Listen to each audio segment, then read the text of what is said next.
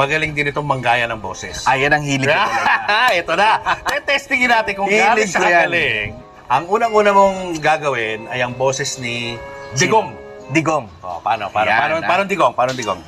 Hindi ko kayo makalimutan talaga. Maraming salamat, Pilipinas. Mahal ko kayo. Dalawin niyo ako. Daming tatalawin. Yun na nga, nandun Sa labas lang eh, mga tao eh. Senator Robin Padilla. Ako po yung nagpapasalamat. Sir Julius, maraming pong salamat at naimbitahan niyo ako. At tayo po ngayon ay busy sa... Galing nyo lang po sa Netherlands, di ba? Ay, opo, siyempre po, kailangan po nating bisitahin ang ating ama, si Tatay Digong. Kung pwede lang pong samahan sa loob, bakit hindi, di ba?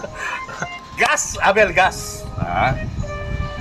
Ang suspect, 23 anyos, at ayon sa Quezon City Police at napag-alaman sa pinagsama-samang ebidensya na sa bandang huli, ang suspect at ang biktima ay iisa. Ano nangyari yun? Gas. Suspect at biktima isa. Gas Abel Gas para sa Scene of the Crime Operative.